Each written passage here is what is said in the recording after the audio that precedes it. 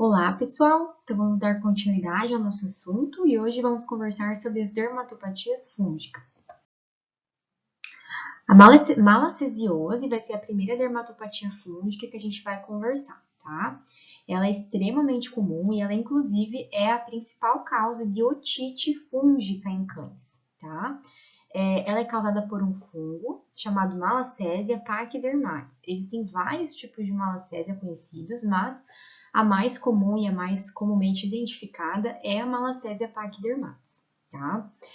Ele é um fungo que tem característica de ser lipofílico, ou seja, ele se alimenta de gordura, tá? Então a gente vai ver que o fungo ele atrai a gordura, né? E se alimenta de gordura e acaba deixando a pele com um aspecto bem oleoso, tá? É um fungo comensal da pele, ou seja, ele está presente normalmente na pele dos cães e dos gatos. É um fungo comensal que faz parte da microbiota. Mas, por um motivo de imunossupressão, ele acaba aumentando em quantidade, se multiplicando e causando, então, o parasitismo e as lesões. Então, a malacesiose, ela é sempre secundária, ela nunca será primária, sempre precisa ter um fator de imunossupressão associado, como, por exemplo, distúrbios de queratinização, né? Então, doenças, dermatopatias primárias, doenças alérgicas, endócrinas ou bacterianas, acúmulo de umidade na pele, então cães, gatos que acabam tomando banho, né, e não são secos adequadamente, ou então a administração prolongada de corticoide ou antibiótico, que acaba então, além de diminuir ali as defesas inatas do animal, a gente pode ter também uma desregulação da microbiota da pele. A malacesiose, ela pode ocorrer de forma localizada ou generalizada, tá? E os locais onde mais comumente a gente tem a presença são nos ouvidos, né? Então, a principal causa de otite em cães, região ventral do pescoço, axilas, ventral inguinal e também nas patas, né? Então, é muito comum a malacesiose estar presente na sua forma interdigital. E ela causa um prurido que pode variar de moderado a intenso e muita seborreia, geralmente seborreia oleosa, por conta então da característica de ser lipofílica. Então a pele fica muito oleosa com esse odor de ranço, tá? Eritema também, bem importante. A alopecia que vai ser secundária ao prurido, então traumático mesmo. E com a cronicidade da malacésia, ela acaba criando um aspecto hiperqueratótico na pele, tá? Então a pele ela fica mais escura e mais grossa, dando essa característica de hiperqueratose e lignificação nos casos crônicos. Então aqui, para ilustrar para vocês, então, alguns casos de malacesiose. Então vejam as lesões. A gente tem aqui uma alopecia traumática, o fungo ele não causa alopecia, mas sim por conta do prurido e das infecções secundárias que podem ocorrer, acaba tendo essa alopecia, bastante eritema, né? Então áreas eritematosas, aqui a gente tem até um início já de uma hiperqueratose, a pele ficando mais escura, tá? Na região interdigital, bastante oleosa, às vezes até com exudato por conta da lesão na região interdigital e aqui no pavilhão auricular, que é uma grande causadora das otites, né, a malacésia, então causa também esse eritema intenso, edema do pavilhão auricular e bastante cerúmen. Aqui, casos mais crônicos e mais generalizados, né? Então, vejam que ela pode até confundir com endocrinopatias. Então, endocrinopatias, a gente vai ver na nossa aula que elas podem causar essas alopecias e lesões de pele simétricas, tá? Então, aqui é um principal diagnóstico diferencial, endocrinopatias, né? E vejam, então, o aspecto da pele lignefeita, né? Então, uma pele grosseira, como se fosse pata de elefante mesmo, né? E hiperqueratose e bastante eritema, tá bom? E aqui uma lesão bem crônica, uma pele bem acinzentada, então caracterizando cronicidade da lesão. O diagnóstico principal é através do exame citológico, então a citologia da pele é o principal meio diagnóstico. Com ele a gente consegue visualizar facilmente com coloração de panótipo a malacésia, tá? Então, ela tem esse aspecto aqui que alguns dizem que parece um chinelinho, havaianas, né? Uma pantufinha, ou então um bonequinho de neve, tá? Mas ela tem essa característica, ela fica bem roxinha, bem coradinha com a coloração de panótipo, tá? A gente pode realizar a coleta da amostra com suave otológico ou suave de lesões que estão mais exudativas, raspado superficial da lesão, impressão, né, realizar o imprint, então, diretamente com a lâmina na lesão que está ulcerada ou que está exudada.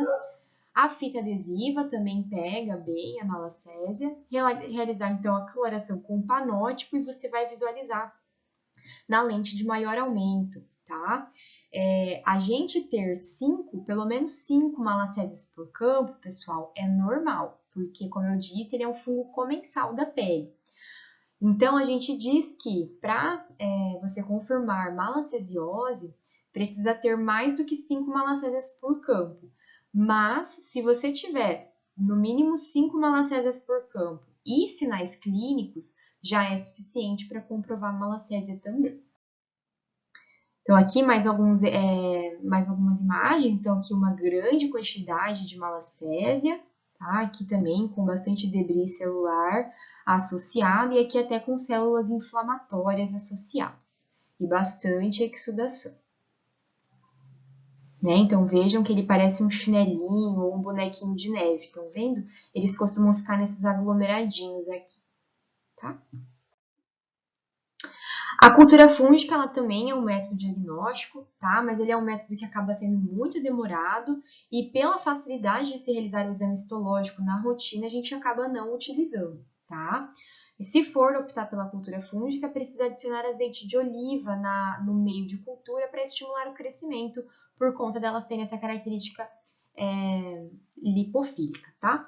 Na histopatologia também pode ser visualizada, mas na maioria das vezes a gente consegue fechar o diagnóstico somente com os achados de exame físico e com a citologia. O tratamento de base, pessoal, ele é tópico, tá?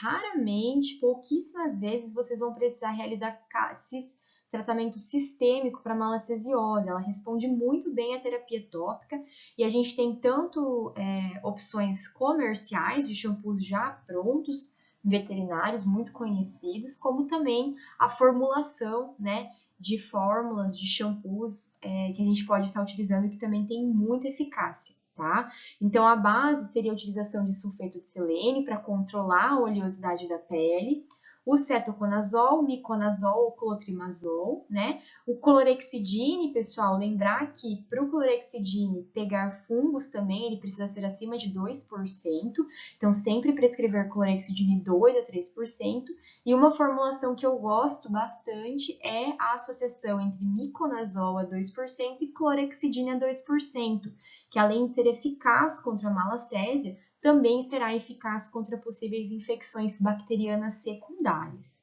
tá? É importante deixar agir o shampoo durante 10 minutos na pele do animal antes do enxágue e realizar os banhos 2 vezes por semana durante 30 dias, tá? Outras opções para lesões mais localizadas são a utilização de pomadas com bases de antifúngicos, como a anistatina, o miconazol, clotrimazol, cetoconazol ou sprays ou pomadas à base de clorexidina. Então, como eu falei, tratamento sistêmico somente em casos mais graves, né? A gente vai dar preferência para o itraconazol e tem que ser um tratamento de no mínimo 8 semanas, tá? Então, aqui, como eu falei com vocês, né? Se a gente tiver 2 a 3 malacésias por campo, mas com sinais clínicos, precisa realizar um tratamento, né? Então, não é porque tem pouca que a gente não vai tratar. Se tem sintomatologia, a gente precisa tratar. E se a gente tiver 10 a 20 malacésias, mas sem sinais clínicos, a gente não trata, somente acompanha. A dermatofitose, outra dermatopatia fúngica bem importante, ela é causada pelo Microsporum canis, tá? Que é o principal dermatófito patogênico em cães e gatos, então ele pode acometer até 98% em gatos ou 80% em cães, e ele está presente na pele e no pelo de cães e gatos, tá? E o Microsporum canis, pessoal, ele é zoonose, tá? Então, ele precisa ter esse cuidado porque ele tem um potencial zoonótico e gatos são considerados portadores assintomáticos. Nós temos também o Microsporum gypseum, que é geofílico, ele é encontrado na terra ou matéria orgânica, tá? Então, ela é caracterizada pela doença ocupacional de pessoas que trabalham com horta, né, ou com matéria orgânica. E também existe o Trichophyton mentagrophytes, tá? Que também é zoofílico, está presente na pele e no pelo de roedores, mas ele não é tão comum. E esse fungo, ele se alimenta da queratina. E o pelo, pessoal, é o local mais rico em queratina. Então, os fungos, eles parasitam esse local, causando um enfraquecimento dos pelos, tá? Ele também pode afetar outras camadas mais superficiais da pele, tá? Mas o enfraquecimento dos pelos é um sinal clínico bem característico. Então, fatores de risco para desenvolvimento da dermatofitose, tá? Então, imunossupressão é um fator importante, então dificilmente o animal imunocompetente vai ter parasitose pela dermatofitose, tá? Fator ambiental, como por exemplo, a presença de muitos animais aglomerados ou um local com muita umidade, pouca ventilação, acaba sendo um local propício para o desenvolvimento do fungo. Deficiência nutricional, que acaba debilitando, né, tanto a questão do pelame, como também da imunossupressão desses animais, ou presença de doença debilitante que leve à imunossupressão, são fatores de risco para o desenvolvimento, tá? A transmissão, então, ela pode ser de forma direta animal para animal, ou do homem para o animal, ou animal para homem, tá? E também podemos ter a transmissão indireta com o contato em um local contaminado, como, por exemplo, o gatil, a caixa de transporte, a caixa de areia do gato. Então, todos esses locais, eles podem ter esse papel de fômite, tá bom? E além disso, alguns animais podem ser considerados carreadores assintomáticos, tá? É mais raro isso acontecer em cães, mas em gatos é mais comum, principalmente naqueles gatos com livre acesso à rua, né? Gatos de gatis ou de abrigos, eles acabam tendo esse papel importante na disseminação da doença, tá? E com relação a humanos, pessoal, humanos imunocomprometidos são os mais propensos a desenvolverem a doença, tá bom? A alopecia rarefação pilosa é uma das manifestações clínicas mais comuns da doença e normalmente é a queixa principal do proprietário quando ele chega com um paciente com suspeita de dermatofitose, tá? Além disso, pelos quebradiços, presença de foliculite, descamação, crostas por conta daquele enfraquecimento realmente do pelame, eritema, o prurido pode ser variável. É comum a gente encontrar lesões nodulares, que a gente caracteriza como Kerioncells. Pode ter onikomicose também associada. E no gato, um sinal clínico muito característico é a dermatite miliar, que a gente vai ver em fotos logo mais, que é um padrão de foliculite bem característico, tá? E a doença, ela é mais comumente ocorre na região de cabeça, membros e tronco, tá bom? Então, aqui, pessoal, as lesões características da dermatofitose. Então, áreas de rarefação pilosa espalhadas pelo corpo, caracterizadas com esse formato circular. Se a gente for tentar tirar o pelo sai facilmente, porque ele está extremamente quebradiço. Então, é um sinal clínico bem comum da dermatofitose. Então, essas lesões circulares, com crostas, eritema e rarefação pilosa ou alopecia, e o pelo que sai facilmente.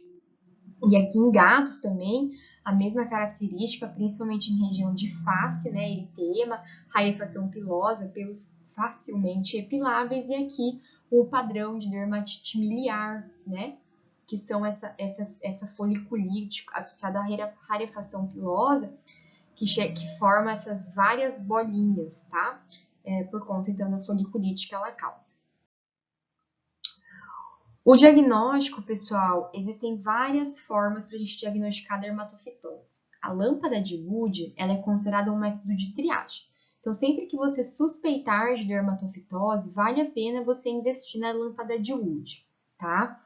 Então, o que que acontece? O micrósporo, ele libera um triptofano, tá? Que esse triptofano, ele é fluorescente à luz negra, e a lâmpada de Wood nada mais é do que uma luz negra. Então, quando você passa a lâmpada de Wood sobre as lesões, sobre o corpo do animal, você vê, então, os pontinhos fluorescentes brilhando, característicos, então, do micrósporo.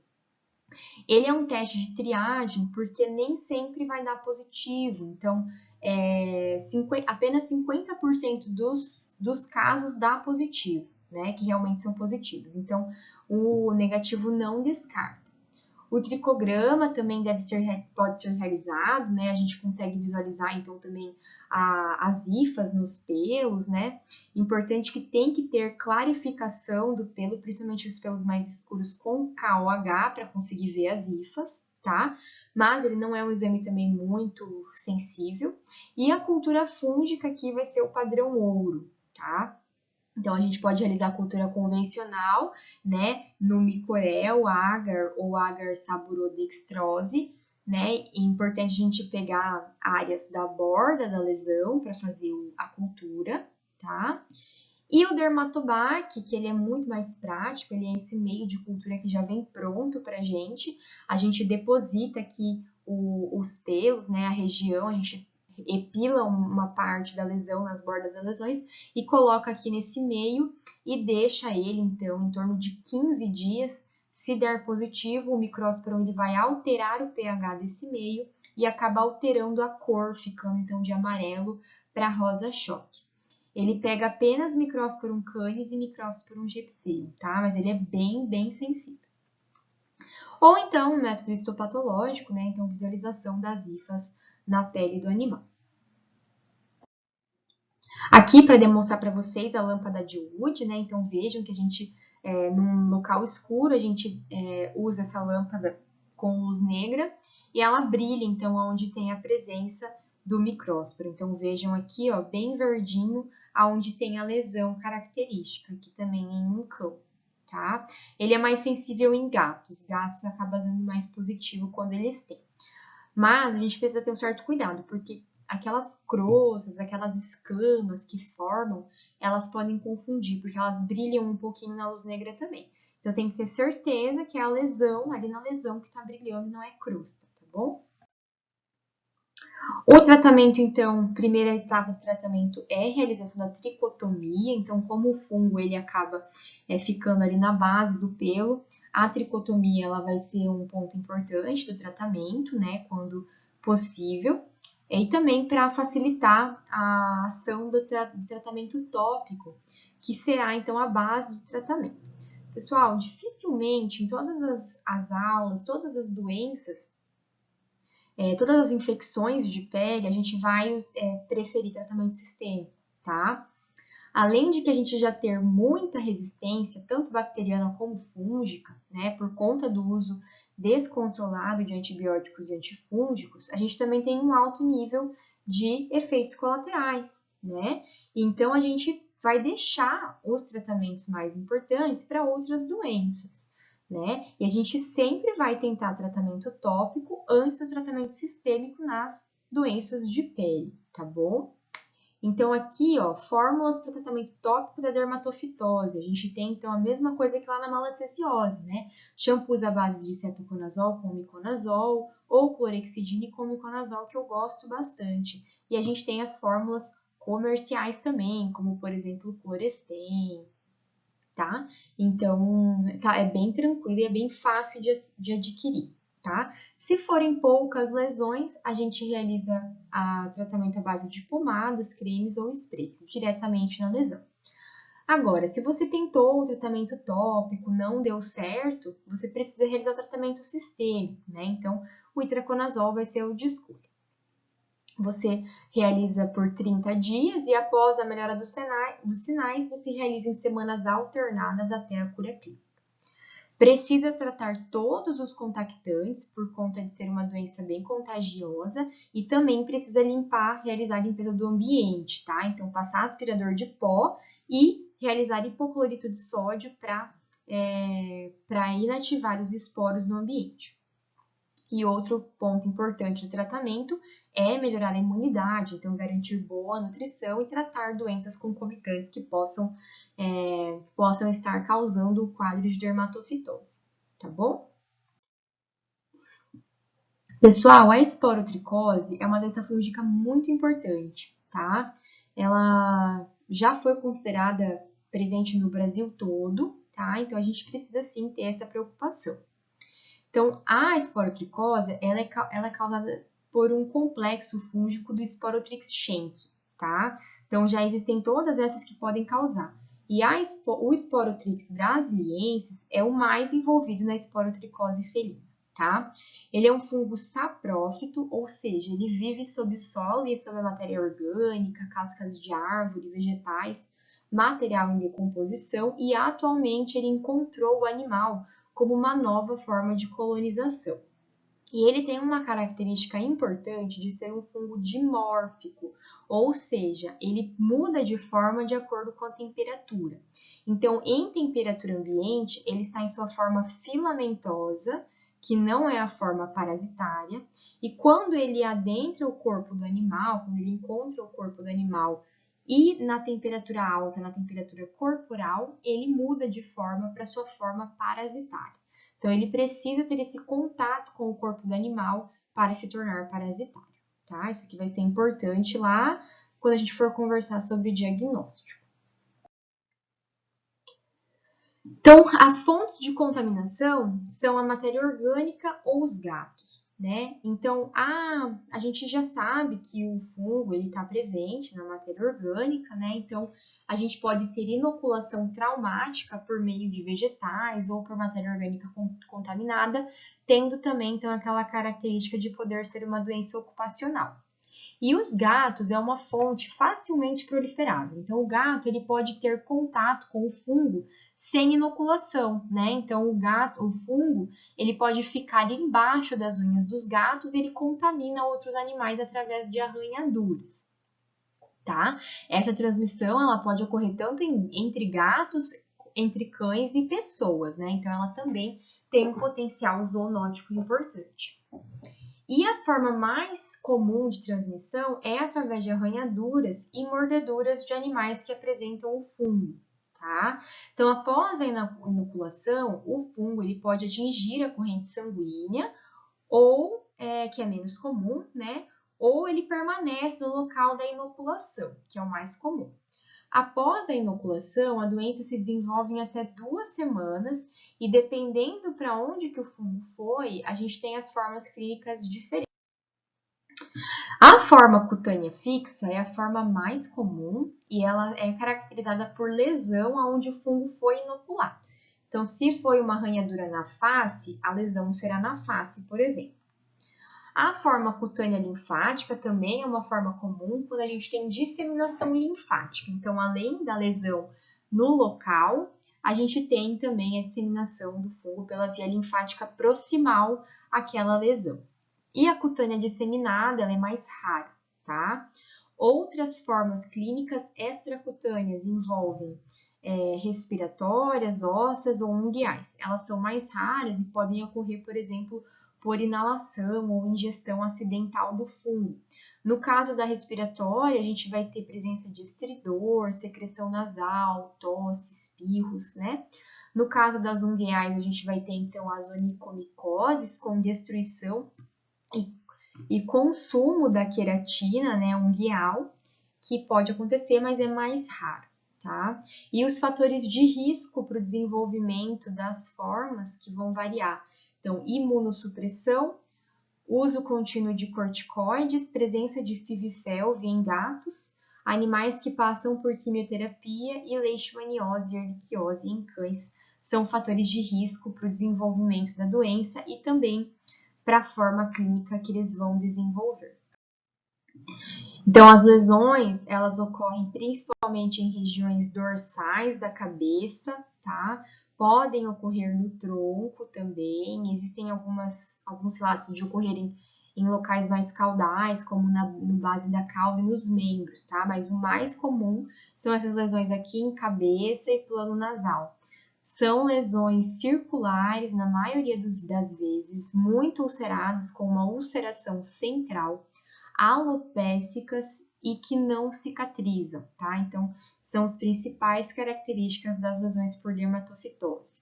Elas ulceram e drenam um conteúdo bem purulento, podem formar crostas bem espessas e às vezes pode até ocorrer exposição óssea, dependendo da profundidade, tá? E os gatos, pela característica deles de se coçar ou então de se lamber e ter a língua mais áspera, eles podem fazer autoinoculação do fungo para outros locais. Então, o normal é iniciar na região onde foi feita a inoculação, que é normalmente aqui na região de cabeça, né? E eles migram por conta da lambedura. No caso dos cães, a gente tem principalmente as formas cutâneas e cutânea linfática. Então, vejam aqui, ó, uma lesão na ponta da orelha e a gente tem esses aumentos de volume que muito provavelmente podem ser linfonodos que estão querendo aumentar, tá? Por conta dessa forma cutânea linfática. E é muito comum, então, nódulos firmes, múltiplos, né? Principalmente aqui em região de cavidade nasal, com despigmentação, e é geralmente onde o gato arranha ou ele morde o cão. Em humanos, a gente tem essa micose de implantação subcutânea acidental, né? Tanto por trauma, né? Ou tanto por plantas com matéria orgânica contaminada, como com felinos, né? E já é comprovado que também pode ocorrer transmissão por tosse ou espirro quando a gente tem lesões em cavidade oral e nasal. Então, precisa tomar esse cuidado com relação a isso também, tá? Então, é recomendado proteção pessoal para o tratamento dos felinos com esporotricose, né? E aqui, como a gente vê, então, forma esse colar de rosário, né? Então, a lesão cutânea linfática, cometendo, então, a via linfática proximal à lesão de início.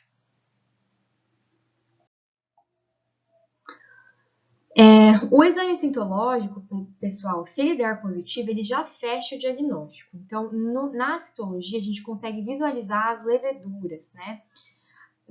Geralmente em volta de macrófagos. Então, aqui a gente tem um complexo, né? Eles formam esses círculos, né? Eles formam esse conjunto de parasitas em volta de grandes macrófagos, tá?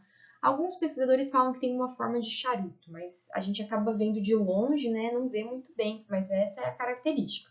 Um citoplasma bem anecoico, né? Bem sem cor e o núcleo do Sporotrix, tá? A gente pode, então, coletar da secreção de feridas, aspirado de lesões nodulares ou imprinting de lesões ulceradas que a gente consegue visualizar, tá?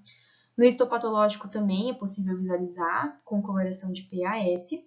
E a cultura fúngica, pessoal, ela vai ser o padrão ouro, tá? Devido ao dimorfismo que eu comentei lá no início da aula. Então, a gente realiza duas culturas em temperaturas diferentes, né? Uma a temperatura ambiente. Se essa em temperatura ambiente crescer, a gente coloca em uma temperatura maior, de 38 graus, se aproximando da temperatura corpórea do animal, e daí ele forma a levedura, e daí confirma positivo, tá? Então, cultura simples não adianta. Mas, se o exame histológico der positivo, já é suficiente para fechar o diagnóstico. Aqui sim, pessoal, o Sporotrix ele precisa de um tratamento mais agressivo, tá? É um fungo bem chatinho de tratar, mas a gente depende muito, né, da cooperação do tutor para tratar. O tratamento ele é longo, mas se for feito adequadamente, eles têm uma boa resposta, tá? Então, o tratamento de escolha com itraconazol nas doses de 10 a 20 mg por quilo, uma vez ao dia por no mínimo 6 semanas, tá? Então, às vezes, é difícil convencer o tutor a fazer o tratamento. Mas, se for feito adequadamente, a gente tem uma ótima resposta, tá? Também existem outras formas de tratamento, como a terbinafina ou a anfotericina intralesional, o iodeto de potássio para cães, né? E o prognóstico, como eu falei, ele é reservado. E é importantíssimo a gente investir em profilaxia. Então, gatos suspeitos, né? Eles devem ser contidos adequadamente para a gente evitar arranhaduras e mordeduras no ambiente hospitalar. Utilizar luvas, aventais descartáveis para tratar esses pacientes, separar os animais doentes dos animais sadios. Quando o paciente virar óbito por esporotricose, não devemos enterrar, porque o fungo ele é um fungo saprófito, então ele se dissemina na matéria orgânica, precisa ser cremado, né? Precisamos orientar os tutores sobre isso, sobre o uso de luvas e sobre a limpeza adequada dos ferimentos, para a gente diminuir a contaminação. E a última dermatite fúngica que a gente vai conversar é a criptococose, que também é considerada uma micose sistêmica, tá? E também é uma zoonose. Ela é causada pelo Cryptococcus neoformans ou Cryptococcus gat, e ele está presente no solo, nas fezes dos pombos. Então, os pombos eles acabam tendo um papel importante de disseminação da doença no ambiente, porque a gente tem bastante pombos disseminados no ambiente, tá? É uma doença com distribuição mundial e é uma zoonose importante, que pode atingir a maioria dos mamíferos terrestres e marinhos. E é uma doença oportunista, então ela depende da imunossupressão para ocorrer. Então, pessoal, a transmissão ocorre pelas fezes dos pombos. Então, as fezes dos pombos são fontes de infecção, tá? E a inalação dos esporos é a principal forma de transmissão, tanto nos animais como no homem, tá? A partir da inalação, o fungo, ele pode ocorrer a doença pulmonar, né? Ou até disseminada até atingir o sistema nervoso central. E o que vai delimitar isso, essas possibilidades de infecção, é a imunidade do animal. Então, a síndrome respiratória é a síndrome mais comum em gatos. É conhecida também como a síndrome do nariz de palhaço, tá? Ela atinge, na maioria dos casos, o sistema respiratório superior e ela causa, então, essas lesões circulares, com aumento de volume, nodulares e alopécicas bem avermelhadas na região do plano nasal. Essas aqui dá até para confundir com esporotricose, né? Ou então lesões mais contidas aqui na região de plano nasal. E elas causam bastante espirro, secreção nasal, que pode ser uni ou bilateral. A secreção ela pode ser mucopurulenta ou sanguinopurulenta. E também pode ocorrer obstrução das vias aéreas superiores. A gente pode ter também as pneumonias, né, fúngicas, por conta da criptococose, né, a gente vai ter tosse, dispneia, taquipneia e secreção nasal. E nos cães, o principal sinal clínico é uma tosse e também nódulos nasais não doloridos, tá? A síndrome neurológica, pessoal, ela é mais comum em cães e vai causar, então, depressão, paralisia, vocalização, cegueira, perda de audição e convulsão por conta da entrada dos esporos, então, no sistema nervoso central desses animais. Na síndrome ocular, a gente pode ter, então, hemorragia de retina, eritema, edema de córnea. E a síndrome cutânea, ela também é muito comum em gatos, que a gente vai ter, então, presença de lesões ulcerativas em face, plano nasal e cabeça, que também não cicatrizam, muito parecidas com as lesões de esporotricose. O diagnóstico ele pode ser realizado por alguns métodos, tanto imunológicos como diretos, né? Então, a gente pode ter a pesquisa do antígeno pela prova do látex, né? Então, a gente consegue ter a pesquisa do fungo através do soro ou do líquor do paciente. Tem alta sensibilidade e especificidade, porém tem alto custo, então a gente não realiza. A sorologia também, ela não tem muita relevância e acaba sendo mais cara, né? E a cultura e a citologia, que elas vão ser, então, os principais métodos diagnósticos, sendo que a citologia, ela é suficiente, né, para dar um diagnóstico e ela é mais fácil de ser realizada. Então, a gente consegue visualizar, então, os fungos com esse formato ovoide, uma cápsula externa bem densa, né? Eles podem estar, assim, em um brotamento duplo ou, então, apresentando-se triplos ou em vários brotamentos, tá? O tratamento de eleição para criptococose é o fluconazol, por ele atravessa a barreira hematocefálica, né? Então, no caso da criptococose, que tem a característica de atingir o sistema nervoso central, o fluconazol ele vai ser o de escolha. Também precisamos de um tratamento longo, de pelo menos 4 a 8 semanas. E aqui, pessoal, os corticoides eles vão piorar o quadro clínico por conta da imunossupressão que pode ter, tá? Precisa realizar profilaxia do ambiente através da cal hidratada, que ela inativa os esporos das fezes dos pombos, tá? E quando o animal ele não tem sintomatologia do sistema nervoso central, o prognóstico é bom. Então era isso, pessoal. Obrigada pela atenção.